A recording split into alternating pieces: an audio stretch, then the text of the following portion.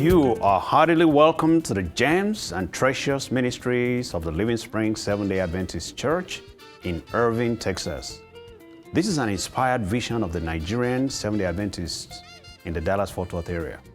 Our mission is to preach, teach, and live lives that will help restore back into humanity dignity, value, and sense of worth as befitting men and women who have been bought and redeemed with the precious blood of our Lord and Savior, Jesus Christ. Today we're teaching under the influence of the Holy Spirit, a subject titled, Jesus the Restorer of God's Gifts to Man. Be inspired as you listen and watch God use His servant to minister. Another privilege of life for you and for me. It's indeed God's gift that you are alive to see another day, that I am alive to see another day. Today, we want to talk about Jesus, the restorer of God's gift to humanity. Jesus, the restorer of God's gift to humanity. Shall we pray? Heavenly Father, thank you for this opportunity to come on this program. I pray that you will please inspire me to be able to speak about you. And I pray for all those who are watching at this time that you will inspire them, that they will be able to allow the Holy Spirit to interpret the words into their hearts. Thank you, Father. Bless me, bless the congregation that is listening now. In Jesus' name we pray. Amen. Amen. I remember there was a professor who was like a father to all of us when I was in the university, back in my undergraduate days in Africa. He was supposed to have been promoted to the professorial cadre. But due to academic politicking, the university refused to promote him. The man became liberated from this issue when sometimes later, the king who knew Joseph became the vice chancellor of the university. You understand what I mean? I mean, a colleague of this man who was like a father to us assumed office as a president of the university. And your guess is as good as mine as what this man did. Because they were very close, this man gave him the promotion. This new vice chancellor or president of the university gave our father the promotion that he needed into the professorial cadre. This was a promotion that was due about 5 years earlier. So he was promoted. And the vice chancellor, the president of the university, didn't just only promote our father, he also backdated his promotion for the past 5 years that he had been denied. All backlog of salaries, remunerations, and entitlement were fully paid to our father. All things denied the professor in the past 5 years, fully restored back to him. In the same way, my dear people in the Lord, in the same way, God promised humanity in Joel chapter 2, verse 25, that He will restore to all of us all the years that the swarming locust has hidden in our business, in our family, in our relationships, in our spiritual lives, in our health, and in all areas of lives. Those words of assurances are always there. They are very comforting. Those words of assurances like restoration, like reformation, like regeneration, like rejuvenation, redemption, and renewal are all comforting words that Jesus has promised to you and I. How are we restored by Jesus? We need to talk very briefly about that. Restoration of God's gift to man was achieved through Jesus Christ's shed blood. And I mean through Jesus Christ's shed blood. According to Hebrews chapter 9, verse 22, without the remission Without the shedding of blood, there is no restoration of the gift. Because in Hebrews 9:22 it says, without the shedding of blood, there is no remission for sin. And so when our sin has been washed by the blood of Jesus, then we are restored back to our rightful position. All the things that are due us, all the entitlement, all the remunerations, all the salaries, all the gifts due us will be restored back to us. And so restoration was done through the birth, through the suffering, through the death, resurrection, and ascension of Jesus Christ. And so we are blessed today, ladies and gentlemen, my dear friends who are listening to me on this channel. We are blessed today that God, through Jesus Christ, restored back to humanity the gift of life that Satan took away from us. Jesus Christ was killed on the cross on a Friday. Every Christian agrees to that. That's why we have Good Friday. Jesus rested in the grave on Saturday. And very early on Sunday morning, that is on the first day of the week, he resurrected. And so Jesus declares to you and to me today, in Revelation chapter 1 verse 18, that I am the living one. I was dead, and now look, I am alive forever and ever. And I hold the keys of death and Hades. Jesus assures all of us who follow him daily from this Bible that we read together, that if you die, that is not the end of your life. And in John 11 verse 25, it says, I am the resurrection and the life. Anyone who believes in me, though he may die, he will live again. And so I declare to you today, all those who are listening to me on this channel, I declare to you, according to the promise in Psalms 118 verse 17, I stand on Jesus, the solid rock, and I declare to you, and I say, you will not die, you will live to declare the glory of God in your life. And the glory of God in your life will be fulfilled on you in the mighty name of Jesus Christ. You will not die young. You will live to fulfill your days, because Jesus has come to give us the gift of life back. Satan took the gift of life from us, but God, through Jesus Christ, gave the gift of life back to humanity. Praise the Lord. That is beautiful. Very, very wonderful. Now, the second gift that Jesus restored back to us is the gift of dominion. Jesus gave us back our rightful position, our rightful ownership. Jesus himself promised in Matthew chapter 16 verse 19, Jesus said, I will give you the keys of the kingdom of heaven.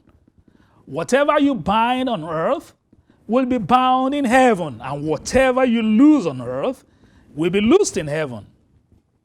And so, when Jesus gives you the master key, you can dominate. And when you're talking about the master key, you are talking about a key that opens everywhere.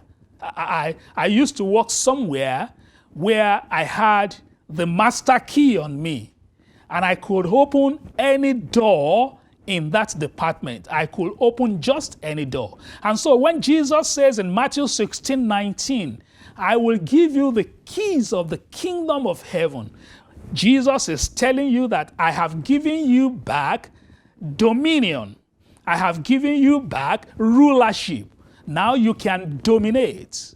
You can dominate, you can rule, you can gain access to places, you can control, you can open, you can close, you can bind, and you can loose. So Jesus is saying, never mind. Satan took it away from you, but I'm giving it back to you. I'm giving you back this dominion so you can do what you want through the power of Jesus Christ. Amen. The next gift that was marred by Satan, that had been restored back to us, is the gift of procreation. The gift of procreation, even though people still give birth today in pangs and pains, even though some people still give birth today and they die during the process, some people still give birth today and the baby dies during the process, but Psalms 1, verses 1 to 3 still promises us. Psalms 1, verses 1 to 3 promises us, if you shun sin and obey Jesus Christ, you will be like a tree planted by the rivers of water, and you will bring forth different kinds of fruit in season and out of season. Your life will blossom and not wither, and whatever you do will prosper.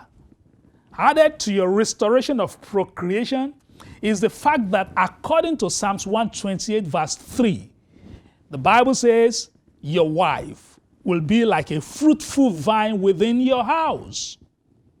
Your children will be like olive plants around your table. And please, all those who are listening to me, I want you to key yourself into this promise. God says in Exodus 23:26 that none of your descendants will suffer miscarriage or be barren in your household. Amen. God will fulfill the number of your days very gloriously. So we are establishing here that God has restored back to you the gift of procreation. Even though people still die when they give birth to children, but that won't be long. It will soon be over. But right now, enjoy that gift, the gift of multiplication.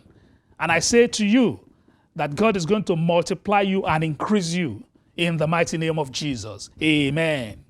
In Matthew chapter 11, verse 28, Jesus restored back to us the gift of rest that Satan bastardized and messed up with. So in Matthew 11:28, Jesus says, come to me. He is inviting all of you, including me. He says, all of us, we should come to him. All those of us who are suffering, all those of you who are laboring in vain, those of you who are heavy laden, you have a lot of loads on your head, he promises to give you rest. The only thing you need to do is to come boldly by faith. Come to Jesus now, and he will restore back to you the gift of rest and peace. And when Jesus says, I'm going to give you back the gift of rest and peace, he is saying, leave everything at the foot of the cross. Don't be like that old woman in the village.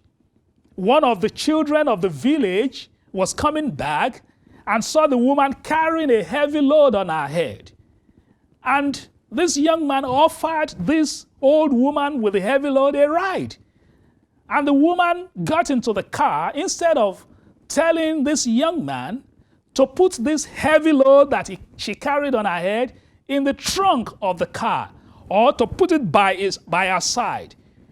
She got into the car and she still had the load, the heavy load on her head. Don't be like that woman. Jesus is saying, now I have restored back to you the gift of rest. And because I have restored back to you the gift of rest, put all your heavy load at the foot of the cross. Don't be like that woman. And so the last gift that Jesus restored back is the gift of marriage. The gift of marriage. And like I said, we are still going to talk more on marriage here. Apostle Paul counsels us to pattern our marriages after Jesus' example. He says, let your marriage be like that of Jesus, who is the groom, and the church, who is the bride. Ephesians 5:22-23 says, husbands, be selfless to your wives, as Jesus is to the church. And wives, respect and be submissive to your husbands, as the church is to Jesus. And so because God is the architect of marriage, he has given us a manual of operation which we have to follow to the letter in order for us to be able to enjoy our marriages and enjoy our family. Now, marriage, I liken marriage to a running car. When you went to buy your car, you bought a car, maybe a brand new car, maybe a used car, and you got the manual of the car. Now, the manufacturer tells you, put some water in here, put gas in the tank, put the washing fluid for your windscreen somewhere. If you go now and you put water where you are supposed to put the engine oil, do you think the car is going to run? No, the car will not run. So the same thing is with marriage. God has given you a manual to follow in your married life, and you need to follow the manual. If you put the wrong thing in the right place in your marriage, or you put the right thing in the wrong place without following the manual, which is the Bible that Jesus gave to you, then you will be messing up your marriage, just like somebody will put gas where water is supposed to be. You are messing up the car. So the image of God in us was defaced by Satan, but not completely obliterated from us. So also the gift of God to us, though bastardized, have not completely been taken away from us. Right now, I say right now, in the name of Jesus, you can be restored back to your rightful position as adopted children of God. God has adopted you as his children. And it says, you now have access to the throne of grace. All the gift that Satan has taken away from you, I'm giving you back this gift. If you are willing, and you come to Jesus with sober reflection,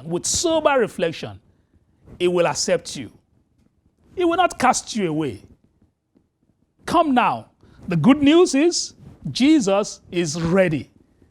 Right now. If you just say, Jesus, I'm ready to relinquish Satan, to leave the devil's camp. I want to cross over to your own camp. Jesus is saying, I'm going to receive you like the prodigal son, like the prodigal daughter. Just come in and you will be blessed. Heavenly Father, thank you.